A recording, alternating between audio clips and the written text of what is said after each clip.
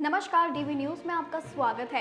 लोकसभा चुनाव 2024 के नतीजे घोषित हो गए हैं। चुनाव में बीजेपी को बड़ा झटका लगा है।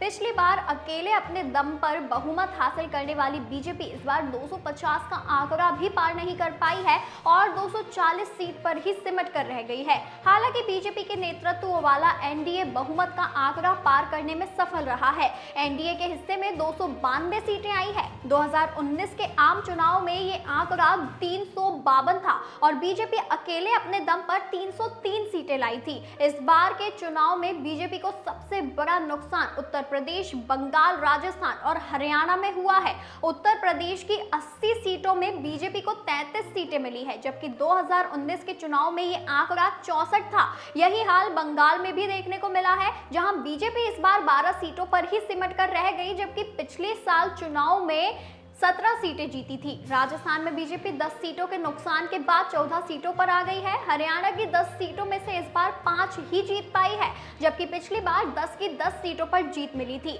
जहां तक साथ देने की बात है तो इस बार के चुनाव में मध्य प्रदेश की जनता ने बीजेपी का भरपूर साथ दिया है। बीजेपी ने राज्य की 29 में से 29 सीटों पर जीत हासिल की है। यहाँ छिंदवाड़ा में कमलनाथ का सियासी किला भी ढह गया है। 2019 के चुनाव में बीजेपी को यहां 28 सीटें मिली थी, लेकिन छिंदवाड़ा में हार का सामना करना पड़ गया था। लेकिन इस बार बीजेपी ने कमलनाथ का गढ़ कहे जाने वाले छिंदवाड़ा में भी अपना भगवा लहरा दिया है। मध्य प्रदेश में छिंदवाड़ा कांग्रेस का आखिरी किला था जो इस बार ढह गया है।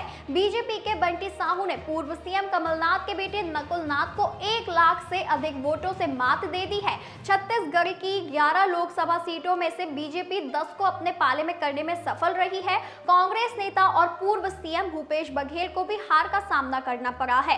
पूर्व सीएम को बीजेपी सांसद संतोष पांडे ने 44,000 से अधिक वोटों से पटखनी दी है। इसी के साथ कांग्रेस को केवल कोरबा की सीट पर जीत मिली है। कांग्रेस ने यहां से नेता प्रतिपक्ष चरण दास महंत की पत्नी ज्योत्सना महंत को उम्मीदवार घोषित किया था। 2019 के चुनाव में बीजेपी को यहां 9 सीट मिली थी। हमेशा की तरह इस बार भी गुजरात की जनता ने बीजेपी को निराश नहीं किया। बीजेपी यहां की 26 में से 25 सीट जीतने में सफल रही है। हालांकि इस बार उसे 1 सीट का नुकसान हुआ है। बांसकाठा की सीट इस बार कांग्रेस के हिस्से में चली गई है और जेनीबेन ठाकुर को जीत मिली है। गुजरात की सूरत लोकसभा सीट बीजेपी वोटिंग से पहले ही जीत चुकी थी।